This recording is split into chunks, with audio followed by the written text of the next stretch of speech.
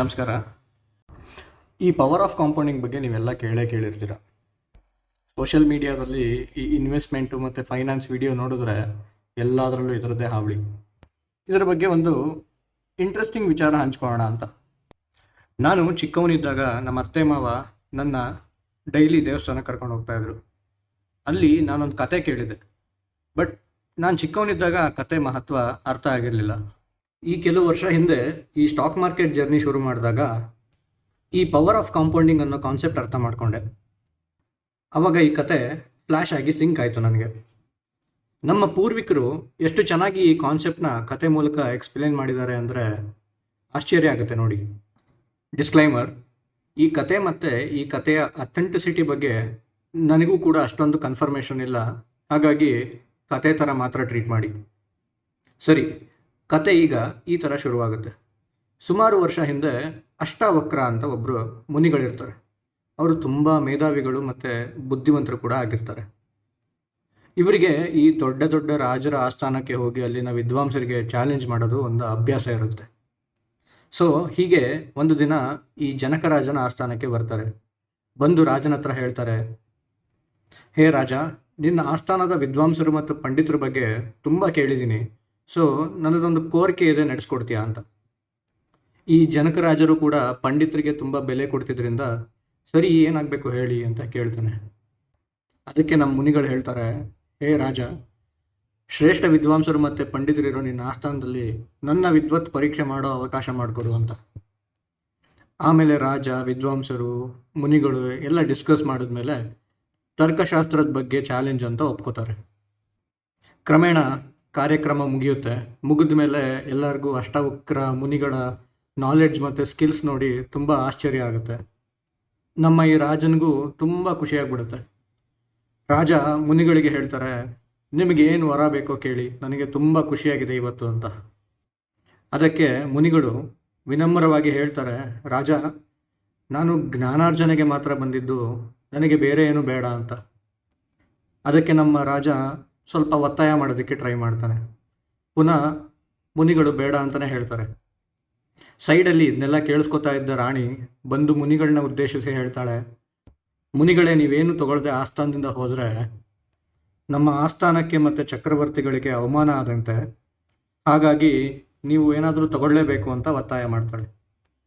ಆಗ ನಮ್ಮ ಅಷ್ಟಾವಕ್ರ ಮುನಿಗಳಿಗೆ ಈಗೋ ಹೊರಟಾಗುತ್ತೆ.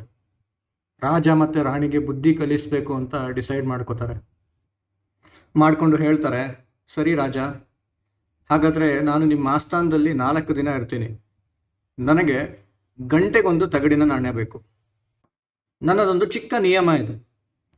ಆ ನಿಯಮ ಏನಂದರೆ, ಮೊದಲನೇ ಗಂಟೆಗೆ 1 ನಾಣ್ಯ ಕೊಟ್ಟರೆ 2ನೇ ಗಂಟೆಗೆ 2 ನಾಣ್ಯ, 3ನೇ ಗಂಟೆಗೆ 4 ನಾಣ್ಯ, 4ಕ್ಕೆ 8 ನಾಣ್ಯ, ಈ ಥರ ಗುಣಿಸಿ ಕೊಡಬೇಕು ಅಂತ ಹೇಳ್ತಾರೆ.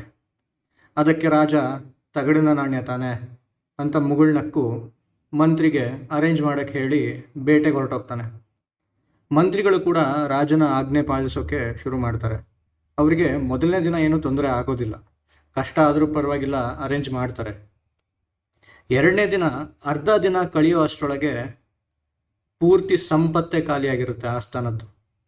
ಆಗ ಮಂತ್ರಿಗೆ ದಿಗಿಲು ಶುರುವಾಗುತ್ತೆ. ರಾಜನ ಹುಡ್ಕೊಂಡು ಕಾಡಿಗೆ ಹೋಗ್ತಾನೆ. ಕಾಡಿಗೆ ಹೋಗಿ ರಾಜನಿಗೆ ಎಲ್ಲ ಎಕ್ಸ್ಪ್ಲೇನ್ ಮಾಡ್ತಾನೆ. ರಾಜನಿಗೂ ಈ ವಿಷಯ ಕೇಳಿ ದಿಗ್ಭ್ರಮೆ ಆಗುತ್ತೆ. ತಕ್ಷಣ ಅವನ ಆಸ್ಥಾನಕ್ಕೆ ಹೊರಟು ಬರ್ತಾನೆ. ಬಂದ ಕೂಡಲೇ ಎಲ್ಲ ಮಂತ್ರಿಗಳ ಮೀಟಿಂಗ್ ಕರೀತಾನೆ. ರಾಜ ಹೇಳ್ತಾನೆ, ಹೋಗಿ ನಮ್ಮ ಎಲ್ಲ ಸಾಮಂತರ ರಾಜರುಗಳ ಹತ್ರನೂ ಅರೇಂಜ್ ಮಾಡೋಕ್ಕೆ ಹೇಳಿ ಅಂತ. ಅದಕ್ಕೆ ಮಂತ್ರಿ ಹೇಳ್ತಾನೆ, ನೆಕ್ಸ್ಟ್ 1 ಗಂಟೆಗೇ ಸಾಕಾಗಲ್ಲ ಮಾಡಿದ್ರು ಅಂತ.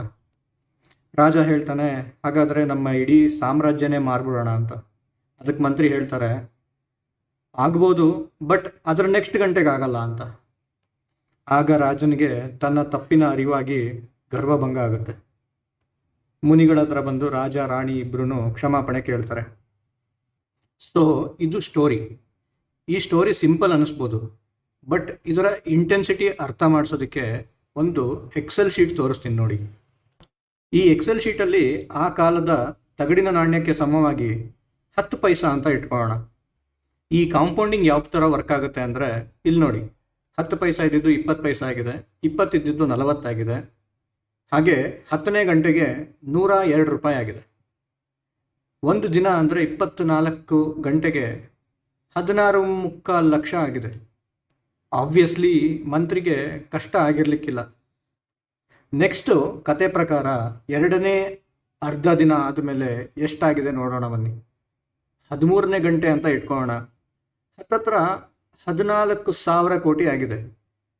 ಬಟ್ ಇಲ್ಲಿ ಕರೆಕ್ಟಾಗಿ ಅರ್ಥ ಮಾಡ್ಕೋಬೇಕು ನೀವು, ಈ 14,000 ಕೋಟಿ ಕೊಟ್ಟು ನೆಕ್ಸ್ಟ್ ಗಂಟೆಗೆ 20,000 ಕೋಟಿ ಕೂಡ ಕೊಡಬೇಕಾಗುತ್ತೆ ರಾಜ.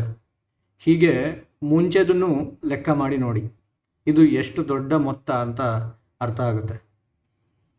ಇದೇ ಕಾನ್ಸೆಪ್ಟ್ನ ನಮ್ಮ ಸೋ ಕಾಲ್ಡ್ ಬುದ್ಧಿವಂತ ವೆಸ್ಟರ್ನ್ ಕಂಟ್ರಿ ಅವರು ಪವರ್ ಆಫ್ ಕಾಂಪೌಂಡಿಂಗ್ ಅಂತ ಫ್ಯಾನ್ಸಿ ನೇಮ್ ಕೊಟ್ಟು ನಮ್ಮ ದೇಶದವರಿಗೆ ಕಾಂಪ್ಲಿಕೇಟ್ ಮಾಡ್ತಾ ಇದ್ದಾರೆ. ನಮ್ಮ ಭಾರತೀಯರಲ್ಲಿ ಒಂದು ಸ್ಟೈಲ್ ಇತ್ತು, ಎಲ್ಲ ವಿಚಾರನೂ ಕತೆ, ಶ್ಲೋಕ, ಪದ್ಯದ ಮುಖಾಂತರ ಅರ್ಥ ಮಾಡಿಸ್ತಾ ಇದ್ರು. ಇದು ಮುಂಚಿನವ್ರಿಗೆ ಅರ್ಥ ಕೂಡ ಆಗ್ತಾ ಇತ್ತು. ಬಟ್ ಈ ಆಂಗ್ಲರು ನಮ್ಮ ಎಜುಕೇಷನ್ ಸಿಸ್ಟಮ್ ಹಾಳು ಮಾಡಿದ ಮೇಲಿಂದ ಈ ವಾಯ್ಡ್ ಕ್ರಿಯೇಟ್ ಆಗಿದೆ. ಇದರಲ್ಲಿ ನಮ್ಮ ಪೂರ್ವಿಕರದ್ದು ಕಾಂಟ್ರಿಬ್ಯೂಷನ್ ಇದೆ.